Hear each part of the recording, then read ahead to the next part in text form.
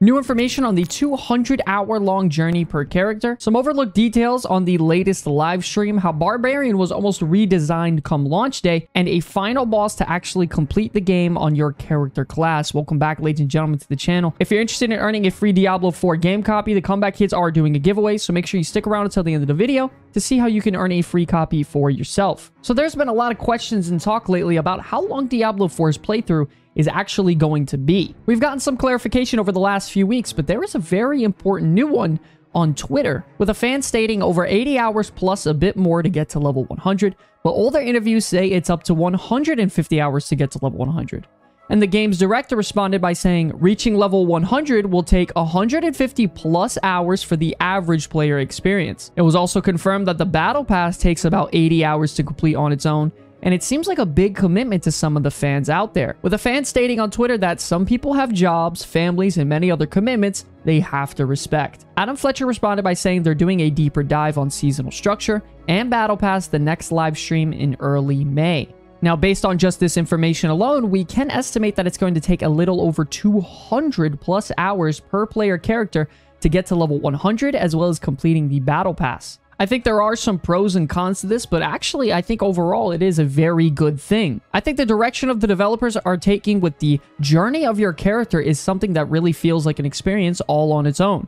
Some of the best games throughout history, have had an incredible leveling journey that is just jam-packed full of content. I personally think that combining this with the action-full experience and a solidified endgame that an ARPG usually tends to bring will give us a really solid full gameplay experience packed with replayability. The thing is, though, for the players that are only able to play 1 to 2 hours max a day, I can see how this is going to be a bit of a rough time for you. Considering the fact that it takes over 200 hours to complete your journey when it comes to leveling your character to max level, as well as completing the Battle Pass, it could take you an estimated amount of 3 months to complete all that just on one single character. And this can seem even more impossible with the fact that there are seasons implemented in Diablo 4 as an ARPG game. Now, obviously, seasons are optional and you don't actually need to play them, but most of the player base really enjoys that feature coming into an ARPG game like Diablo 4. There are also some key details in the last developer livestream that may have been overlooked by most people,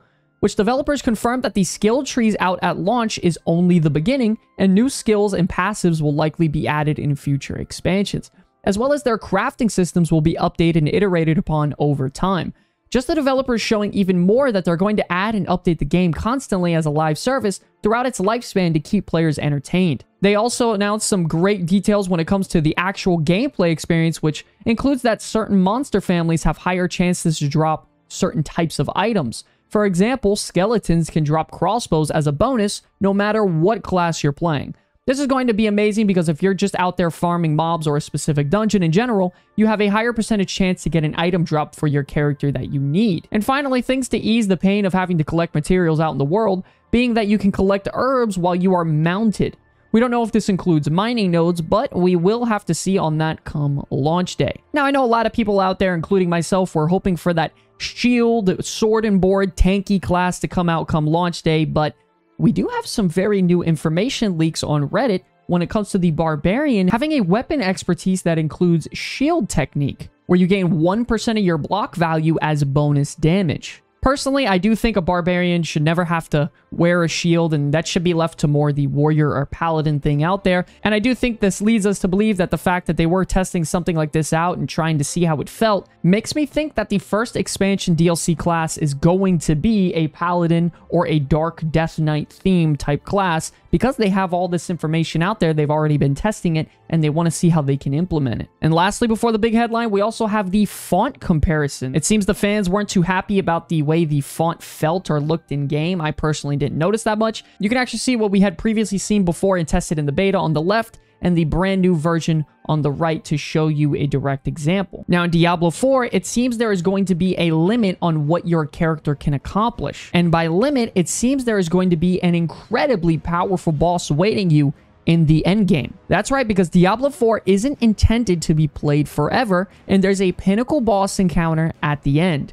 At an interview which Games Radar attended Diablo 4, game director Joe Piapiora confirmed that Nightmare dungeons will get more challenging even past level 100, But there is a limit to the difficulty of the game. The game isn't designed to endlessly scale, and that you'll eventually face a boss encounter to test the limits of even the greatest level 100 builds and characters. He states that it's not intended to be played forever, so there are creatures you'll continue to fight at higher difficulties. This content is where you'll be pushing yourself to see how far you could take your build, rather than doing an endless repeatable grind beyond level 100. There will be an unspecified point past level 100 where you receive your maximum character power, and at that point, you'll have to test out your character and do plenty of trial and errors to the best capabilities for your build. Only after then, you'd want to take on the final boss of all Nightmare Dungeons, which Piora states is an encounter that will take you several tries before you even come close to having a chance at beating. We have our pinnacle boss encounter that's been balanced so that it's extraordinarily challenging. He states that players that reach level 100 are going to have an extremely difficult time on this boss encounter, and the expectation is that you have to take your class and everything you've maximized you possibly can, as well as learning how to play your build in the encounter, and that's going to be the only way you can maybe take this boss down. This particular boss, who is unknown for now, isn't designed to provide loot. It's about giving players a sense of accomplishment. Now, you haven't beaten the game, especially since it's a live service game, that will presumably be giving content updates for many years to come. But you've proven that you've built a pretty amazing character. He states that the only point is to say, I've managed to get an extremely powerful character build, and this is my capstone. This is the goal that I have for myself within a period of time after I've reached level 100. The aspirational piece we want players to chase after. There's cosmetic things and other rewards you can get from the encounter, but it's not about getting more gear at that point. The whole point is getting the best gear you can to fight that particular boss. Now, I cannot stress personally how much I am actually excited for this pinnacle boss idea and encounter. The fact that you actually beat your class when you actually kill the boss, it's actually a really satisfying conclusion to your character that you could say, hey, I beat this boss, I settled it down, it's time to move on maybe to my next class or next even build for that matter. I think having a set end game goal in a game is always very, very good, and it's definitely going to encourage having alternate characters to try to go out there, level all the way up, get your build right to actually encounter that boss as well on multiple characters, builds, etc. But man, it seems like every few days there's brand new news and update alerts that I gotta be, aware of and keep track of. I mean, we have PvP changes, patch notes, live stream updates, Reddit and Twitter postings to keep all of us entertained, and I think Blizzard's doing an absolutely fantastic job to help ease the fans and keep them from absolutely going crazy the last few weeks with not playing the game. Now, personally, for a player who can play from anywhere between 4 to 8 hours a day, Diablo 4 has an absolutely massive amount of gameplay for me to sink my teeth into.